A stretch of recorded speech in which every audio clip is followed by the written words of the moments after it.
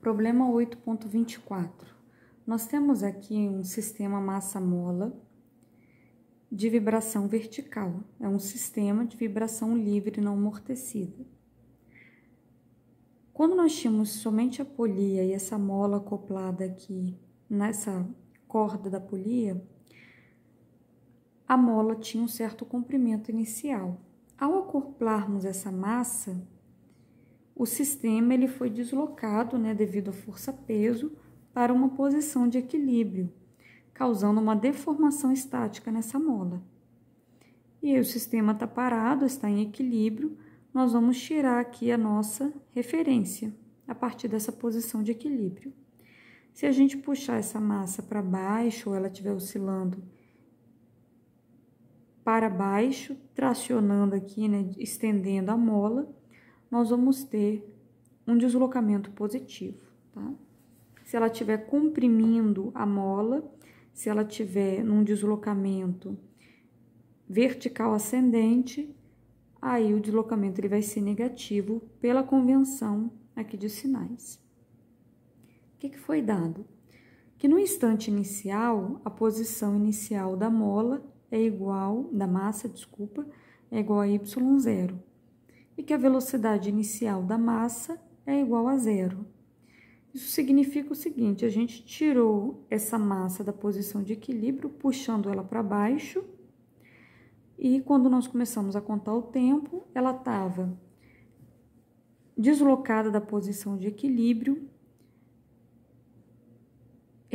esticando a mola, e ainda com uma velocidade igual a 0. O que acontece? Como a gente fez uma deformação adicional na mola, nós estamos acumulando ali uma energia potencial elástica. Quando a gente liberar esse sistema, ele vai ficar oscilando em função dessa configuração. Como que a gente poderia determinar o período de vibração desse sistema? É o que esse problema está pedindo a gente para poder calcular.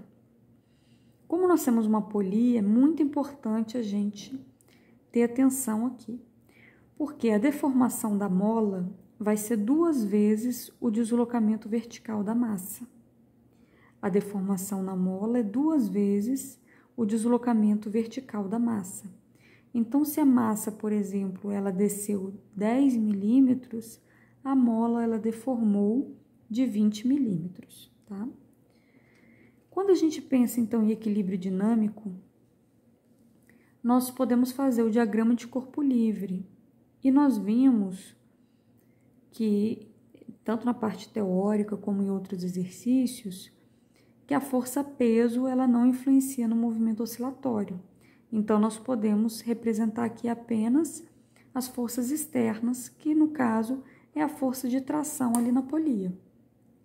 Nós temos que somatório de forças é igual a massa vezes a aceleração. Nós temos menos 2 vezes a tração, são as 2 forças que estão para cima. Isso dá igual a massa vezes a aceleração. Como nós temos uma mola acoplada aqui, o valor da tração neste ramo é o mesmo valor de tração neste daqui. É a mesma corda, E elas estão dividindo esse peso.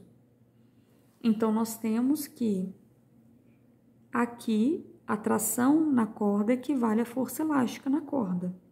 E nós sabemos que a força elástica é dada pela constante elástica da mola vezes da deformação na mola. Aí nós temos que ter atenção, ora, se há polia, o deslocamento da massa, a massa é deslocada em Y. Então, a deformação da mola é de 2 vezes esse valor. Se aqui é 5, a massa desloca 5, a mola deforma 10.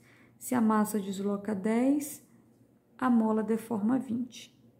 Então, nós podemos substituir aqui na equação do equilíbrio dinâmico essas informações. Menos 2 vezes a força elástica da mola, que é K vezes o X. K vezes 2Y.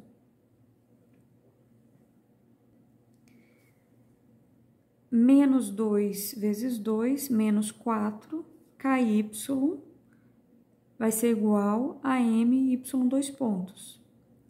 Nós podemos passar esse termo para o outro lado positivo, vamos ficar com m y dois pontos mais 4ky igual a zero. Podemos dividir pela massa, nós vamos ter que y dois pontos mais 4k sobre m vezes y igual a zero. Essa é a equação diferencial que descreve o movimento dessa massa. O termo que acompanha o x ou que acompanha o y, né, o deslocamento, a deformação da mola, a gente chama de quê? A gente chama de ômega-n ao quadrado. É a frequência natural de vibração do sistema. A frequência natural angular, né? Porque isso aqui é dado, ômega-n é dado em radianos por segundo. Então, nós temos o seguinte.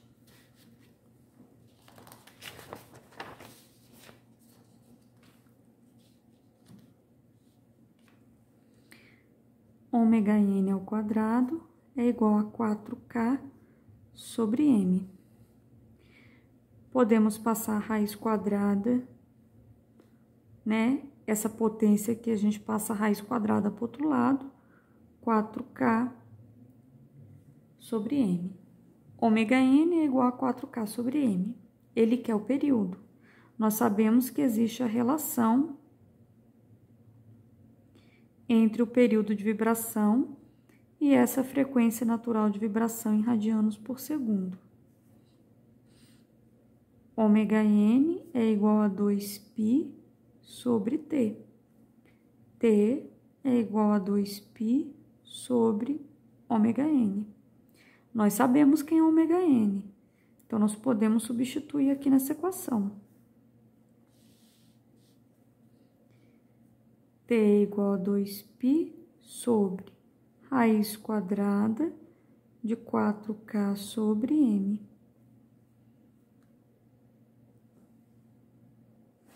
Nós podemos fazer o que aqui, né? Vamos continuar trabalhando aqui a equação. 2π. Como aqui é um produto, nós podemos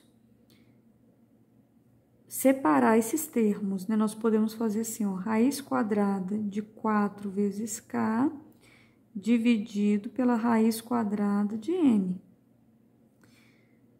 Isso daqui é igual a 2π. Como nós temos aqui um produto, nós podemos fazer raiz quadrada de 4 vezes raiz quadrada de k, é a mesma coisa, dividido pela raiz quadrada de m. Quanto que é a raiz quadrada de 4? É 2. Então, nós temos 2π sobre 2 raiz quadrada de k sobre raiz quadrada de m. Nós podemos simplificar esses dois aqui. Aqui nós temos uma divisão de frações. Como que a gente faz? A gente repete o primeiro e multiplica pelo inverso do segundo. Logo, nós temos que o período pode ser dado por π raiz quadrada de m sobre k, que é o inverso, né, de ômega-n.